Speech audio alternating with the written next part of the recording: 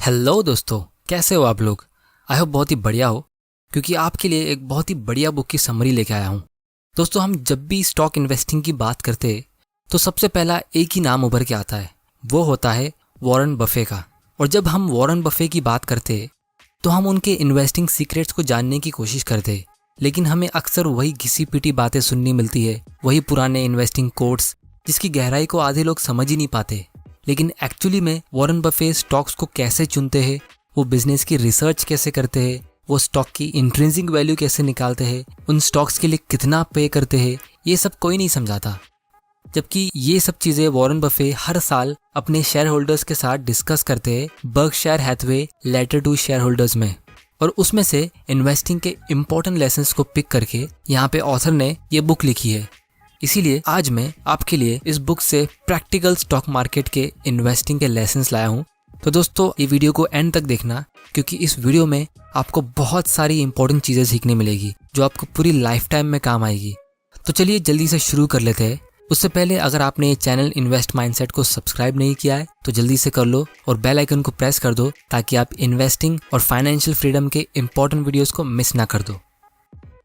दोस्तों, हर साल Forbes magazine दुनिया के सबसे अमीर लोगों की एक लिस्ट पब्लिश करती है, और उसमें कुछ नाम कभी तरक्की करके ऊपर चढ़ते तो कुछ नीचे चले जाते, कुछ नए लोगों के नाम ऐड होते तो कुछ निकल जाते। लेकिन पिछले 30 सालों से एक नाम है जो उस लिस्ट में हमेशा रहा है। इनफैक्ट पिछले 20 साल में वो नाम हमेशा टॉप 5 में ही रहा है। वो नाम है वॉरेन बफे का, जो खुद में एक रिकॉर्ड है। जहाँ एक तरफ लोगों को लगता है कि स्टॉक मार्केट बहुत रिस्की है और उसमें पैसे डूब जाने का डर होता है, लेकिन यहाँ इकलौता आदमी है जिसने सबसे ज़्यादा टाइम इस लिस्ट में गुजारा है। और इंटरेस्टिंग बात यह है, उस आदमी ने अपनी सारी दौलत इन्वेस्टिंग की वजह से ही कमाई है। तो चलिए वॉरेन बफे के इन्वेस्टिंग लेसन्स को समझते हैं। Lesson number 1, don't buy a stock, buy a business. दोस्तों, दुनिया में जितने भी लोग अमीर बनते वो कोई ना कोई बिजनेस स्टार्ट करके ही अमीर बनते। अब ये बात आप सब लोगों को पता होगी, क्योंकि सैलरी से आदमी सिर्फ अपना खर्चा निकाल सकता है। तो जो लोग बिजनेस स्टार्ट नहीं कर सकते वो क्या कर सकते? उसका आंसर सिंपल है, वो दूसरों के बिजनेस में पार्टनर बन सकते। इसीलिए हमें वॉरेन बफे यहाँ पे सजेस्ट करते हैं कि स्टॉक ट्रेडिंग माइंडसेट को आपको बिजनेस इन्वेस्टिंग माइंडसेट में बदलना है। अब ये सुनने में थोड़ा घिसा पिटा लग रहा होगा, लेकिन आपको थोड़ी देर में समझ में आ जाएगा कि मैं ऐसा क्यों बोल रहा हूँ। और उसका एक रीज़न ये है कि ट्रेडिंग करके आप इतना अमीर नहीं बन सकते जितना इन्वेस्टिंग से आप बन सकते हो। और आप रिकॉर्ड चेक कर सकते हो कि कितने लोगों ने ट्रेडिंग से दौलत बनाई है और कितने लोग इन्वेस्टिंग करके अमीर बने हैं। और इसका प्रूफ वॉरेन बफे खुद है, क्योंकि वॉरेन बफे अपनी यंग एज में वैल्यू इन्वेस्टिंग की टेक्निक यूज़ करते थे और कुछ ही सालों में स्टॉक्स को बेच देते थे।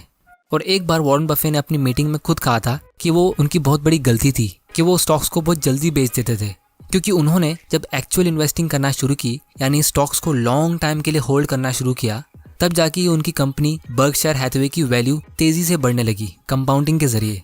क्योंकि दोस्तों, हम स्टॉक में इन्वेस्ट नहीं करते, हम बिजनेस में इन्वेस्ट करते हैं स्टॉक्स के जरिए। और क्या आपने कोई भी बिजनेसमैन देखा है जो अपने स्टॉक्स को बेचता या खरीदता रहता है? तो इसीलिए आपको स्टॉक्स को खरीदने से पहले उसके बिजनेस को बहुत अच्छी तरीके से समझना है। तो आप बिजनेस को समझोगे कैसे? ये चीज़ हम वॉरेन बफे से सीखते हैं। वॉरेन बफे बिजनेस को 4 एंगल से एनालाइज करते हैं। सबसे पहला बिजनेस क्वालिटी, दूसरा मैनेजमेंट क्वालिटी, तीसरा फाइनेंशियल क्वालिटी, और चौथा वैल्यूएशन यानी रीजनेबल प्राइस। ये चारों को हम डिटेल में समझेंगे। लेकिन आप में से कुछ लोग सोच रहे होंगे कि इतनी सारी रिसर्च हम साधारण से इन्वेस्टर कैसे कर सकते हैं, हमें तो इतनी सारी चीज़ें पता भी नहीं होती है। तो आप लोगों के लिए गुड न्यूज़ है कि चाहे मार्केट कंडीशन कैसी भी हो, वॉरेन बफे यूजुअली साल में सिर्फ एक कंपनी के ही स्टॉक खरीदते हैं, उससे ज़्यादा कंपनी के स्टॉक्स खरीदते ही नहीं है। यानी आपको भी जब इन्वेस्टिंग की जर्नी की शुरुआत करनी है तो आपको सिर्फ एक कंपनी की ही शुरुआत करनी है। आपको एक साथ 10-15 कंपनी के स्टॉक्स खरीदने की ज़रूरत ही नहीं है। और अगर आप चेक करोगे, दुनिया के जितने भी अमीर लोग हैं, जैसे mark Zuckerberg, Bill Gates, Mukesh Ambani, ये लोग एक साथ 10 बिजनेस चालू नहीं करते। ये एक बिजनेस शुरू करते, उस पर पूरा फोकस करते, फिर जब वो बिजनेस सक्सेसफुली चलने लगता है तब जाके दूसरा बिजनेस शुरू करते। इसी तरह वॉरेन बफे भी एक स्टॉक को चुनते, उसकी अच्छे से रिसर्च करते, उसके बिजनेस को पूरा समझते, और फिर जब उन्हें पसंद आता है तब वो उसे खरीदने का सोचते। तो यहाँ पे लेसन नंबर 1 का सबसे इंपॉर्टेंट पॉइंट ये है कि आपको जब बिजनेस खरीदना है तो आपको एक साथ 10-15 कंपनी के स्टॉक्स नहीं खरीदना है, आपको एक बिजनेस खरीदना है उसकी पूरी रिसर्च करके। वो कैसे करते हैं वो चीज़ हम थोड़ी देर में देखने वाले हैं। और वॉरेन बफे के पोर्टफोलियो के ऊपर मैं एक अलग से वीडियो बनाऊंगा क्योंकि उस पर एक अलग से बुक है। लेकिन फिलहाल के लिए आप ये सोच लो कि इस साल के लिए आपको एक बेस्ट कंपनी चुननी है, तो उसके लिए आप क्या क्या रिसर्च करोगे वो सब मैं अभी बताने वाला हूँ। तो सबसे पहला स्टेप है बिजनेस क्वालिटी। वॉरेन बफे का सबसे पहला रूल है कि वो ऐसी कोई भी कंपनी के स्टॉक्स नहीं लेते जिसका बिजनेस वो समझ नहीं पाते। फिर वो चाहे स्टॉक कितना भी पॉपुलर हो, वो बिजनेस का प्रॉफिट्स कितना भी ज़्यादा हो और वो स्टॉक्स कितने भी सस्ते में मिल रहा हो, ये सब चीज़ें मैटर नहीं करती। मैटर करता है तो सबसे पहला rule, are you able to understand the business. मतलब उस बिजनेस के प्रोडक्ट्स और सर्विसेज, उसका ऑपरेशंस, उसके कितने कंपटीशन है और उस कंपनी के पास ऐसा क्या एडवांटेज है जिससे उसके कॉम्पिटिशन्स उसका प्रॉफिट छीन नहीं पा रहे, यानी ऐसा क्या मोट है। इस मोट के ऊपर मैं एक अलग से वीडियो बनाऊंगा, इस पे एक अलग से बुक है, क्योंकि वॉरेन बफे के हिसाब से ये एक बहुत ही इंपॉर्टेंट फैक्टर होता है किसी भी बिजनेस में उसके लॉन्ग टर्म प्रॉफिट्स के लिए। इसीलिए वॉरेन बफे बिजनेस की क्वालिटी में कोई भी कॉम्प्रोमाइज नहीं करते, फिर चाहे उनको सालों साल कोई भी कंपनी में इन्वेस्ट ना करने मिले वो चल जाएगा। क्योंकि वॉरेन बफे का सबसे पहला इन्वेस्टिंग रूल है डोंट लूज मनी, और रूल नंबर 2 है don't forget the rule number 1। क्योंकि अगर आपने पैसा खोया तो उसके साथ आप फ्यूचर में जितना भी पैसा कंपाउंड करके कमा सकते थे उसे भी खो दोगे। और दोस्तों, बिजनेस को अच्छे से समझने के 2 इंपॉर्टेंट रीजंस है। पहला रीज़न मैं अभी बताऊंगा और दूसरा रीज़न थोड़ी देर बाद पॉइंट 4 में यानी वैल्यूएशन के टाइम डिस्कस करूंगा। तो पहला रीज़न ये है कि उनको पता लगाना होता है कि क्या उस कंपनी का आने वाले 10 या 20 साल का सेल्स और प्रॉफिट वो सही तरीके से गैस कर सकते हैं, तो उसे एक अच्छी कंपनी मानेंगे। अगर नहीं कर सकते तो वो चुपचाप उस कंपनी के बारे में सोचना बंद कर देते और दूसरी कंपनी ढूंढना शुरू कर देते। और इसीलिए वॉरेन बफे ने 2015 तक कोई भी टेक्नोलॉजी सेक्टर की कंपनी में इन्वेस्ट किया ही नहीं था, जिसकी वजह से जब 2001 में टेक कंपनीज की वजह से मार्केट क्रैश हुआ था तो उनको उससे कुछ फ़र्क ही नहीं पड़ा था, उनको कुछ लॉस ही नहीं हुआ था।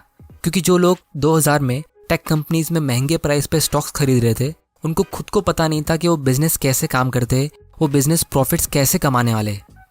और इसीलिए अगर आप कोई कंपनी को आने वाले 10 या 20 साल में गैस नहीं कर सकते ये कंपनी कहाँ होगी, तो वो इन्वेस्टिंग नहीं, स्पेकुलेशन होता है। स्पेकुलेशन को हिंदी में सट्टा कहते हैं। अब दोस्तों, लोग मुझे पूछते हैं अडानी ग्रीन, वेदांता या ग्लैंड फार्मा, ये सब स्टॉक्स को खरीदना है कि नहीं खरीदना है। तो मैं उनसे एक ही सवाल पूछता हूँ, क्या आप उस कंपनी के बिजनेस को समझ सकते हो? क्या आप उस कंपनी के आने वाले 10 या 20 साल का प्रॉफिट्स को एस्टिमेट कर सकते हो? दोस्तों, ऐसी कंपनी चुनने से अच्छा आप ऐसी कंपनी चुनो जिसके प्रोडक्ट को आप पहले से यूज़ करते हो। जैसे मैरिको इंडस्ट्रीज़ का पैराशूट ऑयल आप बचपन से यूज़ करते हो, पीडीलाइट इंडस्ट्रीज़ का फेविकॉल जिसका कोई कंपटीशन ही नहीं है उसके बारे में रिसर्च करो, या फिर ब्रिटानिया इंडस्ट्रीज़ की बिस्किट्स हम बचपन से खा रहे हैं इसके बारे में रिसर्च करना शुरू करो। क्योंकि आप इन कंपनीज़ के आने वाले 10 या 20 साल तक प्रॉफिट्स को ईजिली गैस कर सकते हो। आपको पता है ये कंपनी शायद इतनी आसानी से बंद होगी भी नहीं। और अगर आप चेक करोगे वॉरेन बफे के पोर्टफोलियो में कोई स्पेसएक्स या नासा जैसी कंपनी नहीं है। उनके पोर्टफोलियो में एकदम सिंपल कंपनीज है, जैसे Coca Cola, Apple, American express, क्योंकि वो इन बिजनेस को अच्छे से समझ सकते हैं। दूसरा पॉइंट है मैनेजमेंट क्वालिटी। ये इसलिए चेक करते हैं क्योंकि अगर बिजनेस कितना भी प्रॉफिटेबल हो, अगर मैनेजमेंट आपसे कुछ छुपा रहा है, चीटिंग या फ्रॉड कर रहा है, अगर वो कंपनी कोई भी फ्रॉड केस में पकड़ी जाती है तो चांसेस है कि आपका पूरा पैसा डूब सकता है। इसीलिए आपको कंपनी के टॉप मैनेजमेंट जैसे सीईओ, डायरेक्टर्स का रिकॉर्ड चेक करना चाहिए, और वॉरेन बफे यही करते हैं। इनफैक्ट वॉरेन बफे चेक करते हैं कि कंपनी के टॉप मैनेजमेंट का थिंकिंग प्रोसेस क्या है। क्या वो अपने शेयर होल्डर्स के साथ सारी इन्फॉर्मेशन शेयर करते हैं? वो अपने शेयर होल्डर्स के साथ कैसे बात करते हैं? क्या मैनेजमेंट अपनी खुद की गलतियाँ मानता है? जैसे कोई नया प्रोडक्ट लॉन्च किया हो और वो फेल हो गया, तो क्या वो मार्केट को ब्लेम करता है या खुद को? दोस्तों, ये एक बहुत ही इंपॉर्टेंट पॉइंट है वॉरेन बफे के हिसाब से, क्योंकि अगर मैनेजमेंट अपनी गलती पब्लिकली कबूल लेता है तो चांसेस है कि वो उसे ठीक भी करेगा। इसीलिए वॉरेन बफे के हिसाब से मैनेजमेंट को ट्रांसपेरेंट होना बहुत ज़रूरी है। सो बेसिकली वॉरेन बफे का मैनेजमेंट क्वालिटी को लेके एक सिंपल पॉइंट है, you can't make a good deal with a bad person. यानी आप किसी बुरे इंसान के साथ अच्छी डील नहीं कर सकते। अगर मैनेजमेंट बुरा है तो कहीं ना कहीं चोरी करके भागने की ही सोचेगा। तीसरा पॉइंट है फाइनेंशियल क्वालिटी। दोस्तों, इसमें वॉरेन बफे 4 चीज़ें देखते हैं। सबसे पहला, जिसका डेट टू इक्विटी रेशियो कम हो, या फिर डेट यानी कर्जा हो ही नहीं, क्योंकि जब कंपनी डेट फ्री होती है तो वो बंद होती ही नहीं है। फाइनेंशियल क्वालिटी में दूसरा पॉइंट है हाई रिटर्न ऑन इक्विटी, मतलब अपने शेयर होल्डर के लिए 1 रुपये के ऊपर कंपनी कितना % प्रॉफिट कमा रही है हर साल। जैसे वॉरेन बफे अक्सर 20% रिटर्न ऑन इक्विटी के ऊपर की ही कंपनीज चुनते हैं। अब आपको रिटर्न ऑन इक्विटी, ये ROE का कॉन्सेप्ट नहीं पता तो मैं इस पर जल्दी एक वीडियो बनाने वाला हूँ, क्योंकि ये इन्वेस्टिंग के लिए बहुत ही इंपॉर्टेंट कॉन्सेप्ट है। तीसरी चीज़ है हाई प्रॉफिट मार्जिन। कंपनी का प्रॉफिट मार्जिन ज़्यादा होना चाहिए। ये भी एक इम्पॉर्टेंट फैक्टर है अच्छे बिजनेस को ढूंढने के लिए, क्योंकि जो कंपनीज का प्रॉफिट मार्जिन कम होता है उससे हमें ये इंडिकेशन मिलता है कि वो कंपनी प्राइस को लेके कम्पीट कर रही है और वो कंपनी कोई ऐसा प्रोडक्ट बेच रही है जिससे वो कंपटीशन से हट नहीं पा रही है। चौथा पॉइंट है कंपनीज को अपने प्रॉफिट्स डिविडेंड्स के थ्रू पे करना चाहिए, और अगर कंपनीज डिविडेंड पे नहीं करती तो उस रिटेन किए हुए प्रॉफिट से कंपनी का शेयर प्राइस बढ़ना चाहिए, क्योंकि प्रॉफिट्स शेयर होल्डर्स का हक होता है। और अगर उनको प्रॉफिट्स डिविडेंड्स के थ्रू नहीं मिल रहा तो वो एटलीस्ट स्टॉक प्राइस को बढ़ा के शेयर होल्डर्स का फ़ायदा कर सकता है। लेकिन अगर स्टॉक प्राइस भी नहीं बढ़ रहा है और वो कंपनी उस कैश को प्रॉपरली यूज़ नहीं कर रही है तो फिर उस प्रॉफिट्स को कमाने का कुछ मतलब ही नहीं हुआ, क्योंकि वो आप तक तो पहुंचा ही नहीं। चौथा पॉइंट है रीजनेबल प्राइस, क्योंकि पहले की 3 क्वालिटीज़ जो मैंने डिस्कस की है वैसी तो बहुत सारी कंपनीज मार्केट में ऑलरेडी है, लेकिन वॉरेन बफे उनमें इन्वेस्ट नहीं करते क्योंकि वो सब काफ़ी महंगी होती है। और दोस्तों, अगर आप अच्छी कंपनी को बहुत ज़्यादा प्राइस पे खरीद लेते हो तो भी आपका लॉस होने का चांसेस होता है, या फिर आपको प्रॉफिट्स कम मिलेगा। दोस्तों, ये मिस्टेक अक्सर न्यू इन्वेस्टर्स करते। वो अच्छी कंपनी चुन लेते लेकिन उसके लिए बहुत ज़्यादा प्राइस पे करते।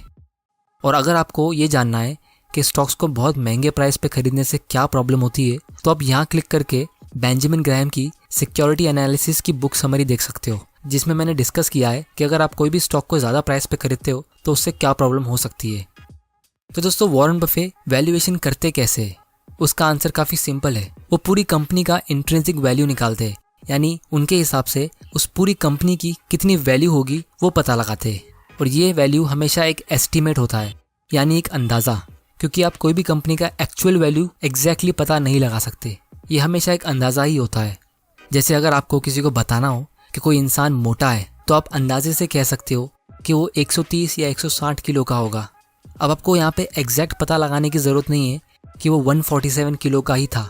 इसी तरह वो भी स्टॉक का इंट्रिंसिक वैल्यू का एक एस्टीमेट निकालते हैं और फिर उस एस्टीमेटेड प्राइस को उस कंपनी के मार्केट प्राइस से कंपेयर करते हैं। अगर वो स्टॉक उनके एस्टीमेटेड प्राइस से सस्ता बिक रहा है तो उसे खरीदने का सोचते, अगर महंगा होता है तो वो वेट करते। तो दोस्तों, आप सोच रहे होंगे कि वॉरेन बफे इंट्रिंसिक वैल्यू निकालते कैसे है। दोस्तों, उसका फॉर्मूला भी काफ़ी सिंपल है। आपको कंपनी की ओनर्स अर्निंग को डिस्काउंट करना है गवर्नमेंट के लॉन्ग टर्म बॉन्ड रेट से, और जो भी कंपनी की प्रेजेंट वैल्यू होगी वो कंपनी की एक्चुअल वैल्यू होगी। अब आप में से आधे लोग यहाँ बोल रहे होंगे ये ओनर्स अर्निंग क्या होता है, और बाकी के आधे लोग कहेंगे ये डिस्काउंटिंग क्या होता है, और बचे हुए लोग पूछेंगे कि गवर्नमेंट का लॉन्ग टर्म बॉन्ड रेट क्या होता है। तो दोस्तों, आपको मैं बता दूं, ये सारे कॉन्सेप्ट सिर्फ सुनने में डिफिकल्ट है लेकिन एक्चुअली में काफ़ी ईजी है। इसके ऊपर मैं एक डिटेल वीडियो बनाने वाला हूँ, और अगर आप नॉन फाइनेंस बैकग्राउंड से भी हो तो भी आपको पूरी तरह से ये समझ में आ जाएगा, क्योंकि इन्वेस्टिंग मेरे हिसाब से सिंपल है, कॉम्प्लिकेटेड नहीं है। और जो भी कहता है कि इन्वेस्टिंग कॉम्प्लिकेटेड है तो वो हो सकता है आपको कुछ बेचने की कोशिश कर रहा है। और वॉरेन बफे ने भी एक बात कही थी कि इफ कैलकुलस और algebra was required to be a great investor I would have to go back delivering newspapers. मतलब आपको सिर्फ बेसिक मैथ्स पता होना चाहिए, प्लस माइनस मल्टीप्लाई डिवाइड, ये चीज़ अगर आपको आती है तो आपको ऑलमोस्ट इन्वेस्टिंग का वैल्यूएशन का हिस्सा आता है। आपको सिर्फ थोड़े बहुत कॉन्सेप्ट समझने हैं और बाकी का मेन हिस्सा इसमें कॉमन सेंस का होता है। तो दोस्तों, वॉरेन बफे के हिसाब से अगर वो कंपनी की फ्यूचर प्रॉफिट्स को लेकर इतना श्योर है कि ये कंपनी आने वाले 10 या 20 साल में बंद नहीं होगी और उसके प्रॉफिट्स को कोई छीन नहीं सकता, यानी उसका प्रॉफिट्स हमेशा बढ़ेगा ही, तो वो उनकी कंपनी से इतना ही पैसा एक्सपेक्ट करते हैं जितना वो एक सेफ गवर्नमेंट बॉन्ड से एक्सपेक्ट करते हैं, जैसे इंडिया में फिलहाल 6% के आसपास का मिलता है। और वो यहाँ पे कोई रिस्क के लिए एक्स्ट्रा रिटर्न एक्सपेक्ट नहीं करते, क्योंकि वॉरेन बफे के हिसाब से आप कंपनी में इन्वेस्ट करने के लिए उसके रिस्क को परसेंटेज के थ्रू एक्सपेक्ट नहीं कर सकते।